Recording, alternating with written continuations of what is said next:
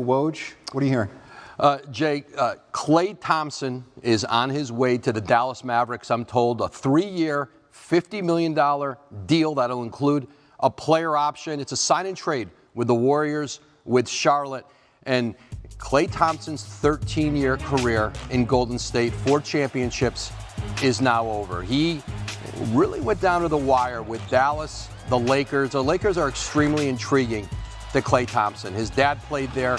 He lives in LA in the offseason. But this Dallas team with Luka Doncic, Kyrie Irving, coming off the NBA Finals, a chance to win his 5th NBA championship.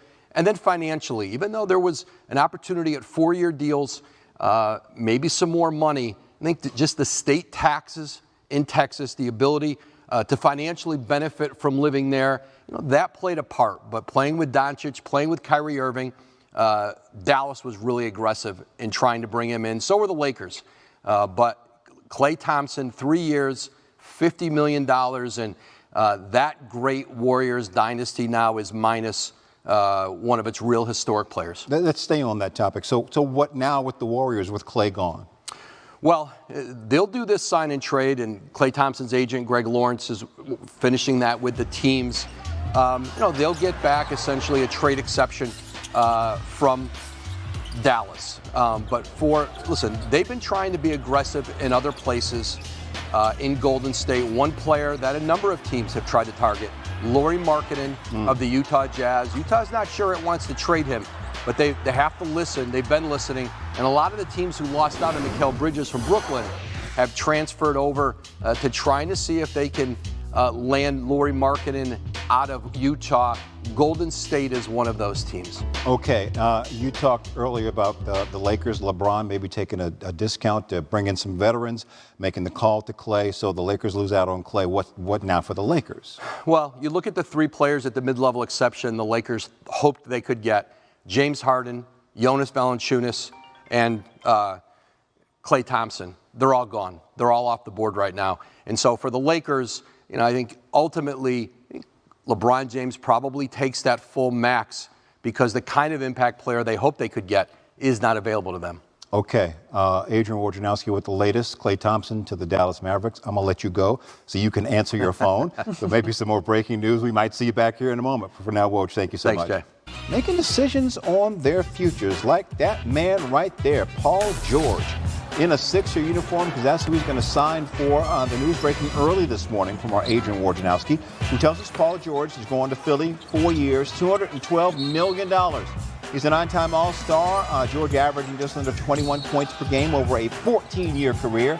Spent with Indiana, Oklahoma City, and the Clippers. George joining a pair of All-Stars in Philly, and Joel Embiid and Tyrese Maxey. Maxey agreeing to a contract extension this morning as well. The Sixers also signing Andre Drummond and Eric Gordon, and they bring back Kelly Oubre. This in addition to drafting Jared McCain in the first round of this year's draft. Mention his name, he's right here, senior NBA insider Adrian Wojnarowski. So how did Paul George to the Sixers come together? Hey, Jay, the door opened up for Philadelphia for a couple of reasons in LA. The fact that the Clippers were resistant to going to a 4th year on a Paul George extension, and also their unwillingness to put a no-trade clause in his contract there to be able to control his future. There's only one other player in the league who has one. And that opened it up for Philly, who was willing to go 4 years. They had spent a year plus trying to have a max salary slot to be able to put alongside Joel Embiid, Tyrese Maxey, to see if they could go out and find a star. And they did that with Paul George. And if you're going to try to beat the Celtics in the Eastern Conference, you have got to be strong at that wing position. You saw the Knicks load up OG Anunoby, at that position, Mikal Bridges, and now Paul George back to the Eastern Conference in Philadelphia. All right, East is going to be fun next season. So, okay, much of the free agent focus now moving to Klay Thompson and what he could do. So, Woj, what are you potentially hearing about him trying to get out of San Fran? Really 2 teams in this right now, the Dallas Mavericks, the Los Angeles Lakers. He talked with both fairly extensively last night. He slept on it. Certainly Dallas is in a strong position here. They can do a sign and trade and get Klay more than the mid-level exception, but certainly he's got a lot of history in LA. His dad played for the Lakers. He lives there a good deal of time in his off season, but Klay Thompson has played his last game for the Golden State Warriors. All right, keep an eye on that situation. Also, free agent center Isaiah Hartenstein on the move, leaving New York for OKC. What more can you tell us about this move, sir? 3 years, $87 million. The biggest free agent deal Oklahoma City has done. He fits perfectly into the West top seed.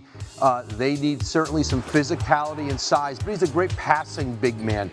And you look at the offseason they had in Oklahoma City, Isaiah Hartenstein, Alex Caruso, really two of the best role players in the entire NBA. New York wanted to keep Hartenstein. They were limited in what they could offer him. They could only offer 4 years, $72 million. I'm told they offered it all. But for Hartenstein, the chance to go to Oklahoma City, the best team in the West last year, they're going to be even better this year. Hartenstein fits seamlessly into that group. OKC is going to continue to be a problem.